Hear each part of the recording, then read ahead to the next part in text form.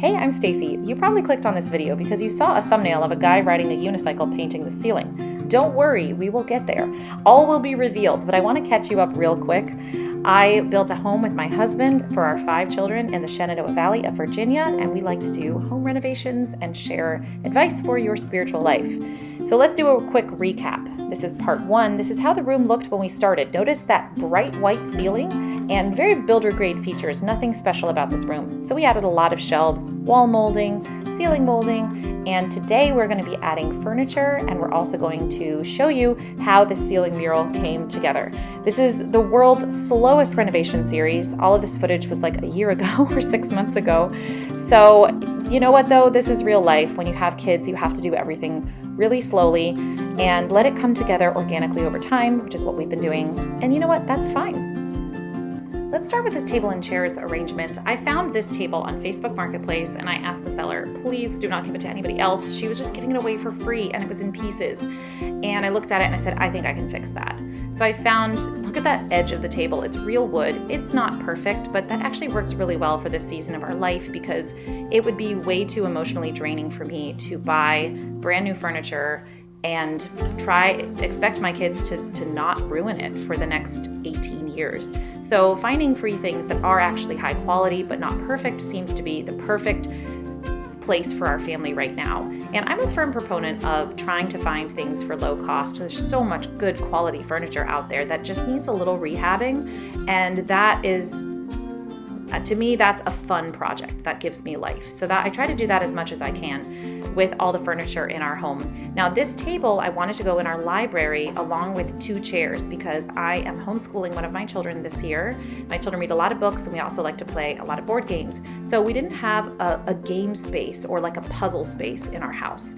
This table would not fit an enormous puzzle or multiple games at the same time, but it is a good size for most board games. So I went ahead and hopped in the car as much as you can hop at 7 months pregnant with my 4 kids, and you can see here I'm quite pregnant, and I ran and grabbed this table and then spent a morning just fixing it. And you know what, for the low cost of free, it was absolutely perfect. It came back together pretty easily. If I was a perfectionist, I would have stained this piece of wood that I'm attaching, but I'm not, and it's just going to be on the bottom of the table, so I was not a perfectionist about it. Now here I'm drilling holes because there are pegs in the base of the table and I just needed to drill holes so that they would all fit. This table actually came together pretty easily in the space of a couple hours. So we arranged that in the library with a couple of chairs that I found on Facebook Marketplace as well. It was $120 for both of these chairs, which I think is pretty impressive because they're really in good shape. Check this out. For $25, found this beautiful, beautiful lamp. So it looks like a lily pad. Now, as far as arranging the furniture goes, I find you just have to try things. I had envisioned this table in front of this big window that we have, and so we kind of put it here. This was before we found the 2 chairs. We arranged it here in front of the window, and you know what? The window's way too big. I really didn't like how it felt having the sofa on this side of the room, so then we switched it around, and some kid did something with the camera there. And we came up with this arrangement, which I think works a lot better, putting the sofa back in front of the window and then putting the table and chairs back from the window along with the lamp. And I love it. And I hope you do too. It's so fun for me. I'm actually sitting here at this very spot editing right now.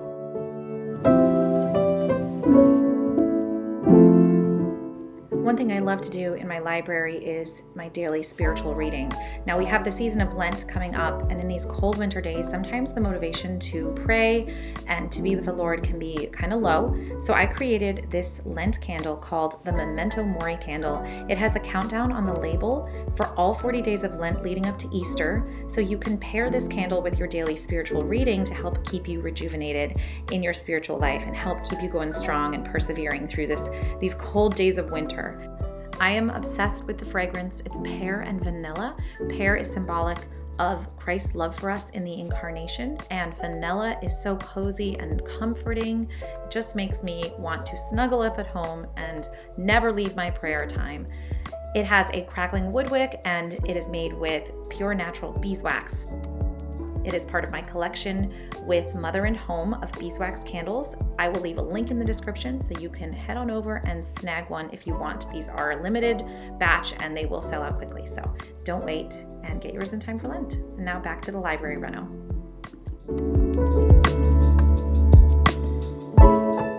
Let's talk about this mural. Here is the concept drawing that my husband and I agreed on.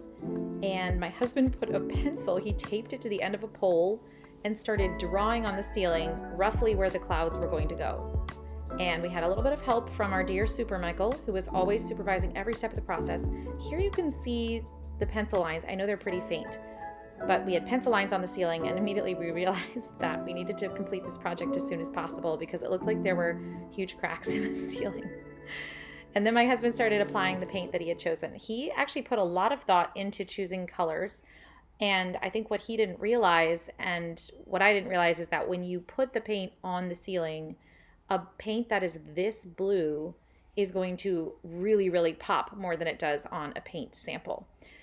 So we both kind of looked at the ceiling and were like, uh-oh, we do not love the blue that this is. It was so bright. It was like when you went in the room, you would just immediately feel this discordance. It was too much it was like too energetic of a blue, along with the dark green that covers all the rest of the walls. So it kind of stole focus, too much focus, even though it was supposed to be a focal point. So we kind of decided, yeah, we probably need to redo this, which was tragic because it actually took him a while and his shoulders were really hurting after he applied all of this blue. We had to wait a few weeks before we had time to pick up the project again, so we scheduled about a day and a half, went on a quick baby moon, and then I come to the library to see this. Oh my gosh.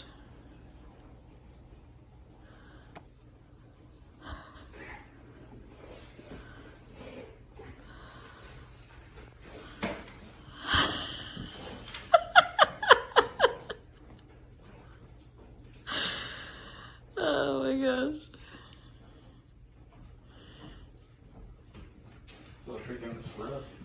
Yeah, I bet it is.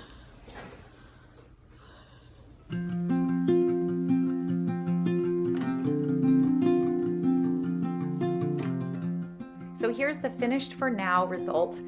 The next thing we did to really make this whole thing pop was to add a little bit of half round molding. I just found it, I think, at Home Depot. And we glued it up to the ceiling and then we painted around the edge so that it gives the effect of a tray ceiling. And in case you're new here, my pregnancy finished up well. I had my sweet little baby Gabriel, and now we are just loving this tiny 4-month-old bundle of joy. He is the best. So quick chat about the library. I'm thrilled with the progress. I was hoping to do like an on-camera chat with my husband about the ceiling mural because it would be great to hear from the artist, and I live with him, he's my husband, but timing wise, it's just so hard to find time when our kids are not like screaming and yelling. So I'll just share with you instead one thing that he observed about the ceiling. Someone asked him if he was done, and he said, I don't think I'll ever be done with the ceiling. So it has turned into one of those projects where you think it's gonna be really quick, but it actually is, because it didn't look the way that we thought it was going to initially, and then we realized that what we both really wanted was something that was gonna take a very, very long time. That initial day and a half that he had set aside to do this mural, it felt very unsatisfying. I still think it's great. I've told him, like, I love it, I think it's beautiful, but his artist self is such high standards. He holds himself to such high standards, and I know he would like to do more with it. Really, our challenge is just finding the time in this season of life with 5 little kids ages 8 and under. So I love it, but I think he's not quite satisfied with it. We could redo it anytime, or add on to it, or make it more detailed, or change the colors, or whatever. Sometimes I look at it and I don't really love it until I look at pictures beforehand, and then I think, oh my gosh, that white ceiling was so boring. I can't imagine this room without this ceiling mural in it. So that makes me really it helps me really appreciate it. But it's not quite what we were envisioning. But I'm willing to put the stamp of approval on it, and he's kind of like, I don't know about that yet. I hope you enjoyed this video. I would love it. It would make my day if you would leave me a comment, and if you would subscribe to my channel and maybe share this video with a friend. It's been really cool hearing from people how fun it is for them to follow along with my DIY journeys. Oh, and we're gonna do something really fun, really fun. I'm looking at it right now. It's really pretty. I'm just gonna make it like Beauty and the Beast in here in the next episode, so make sure you stick around. All right, see you soon.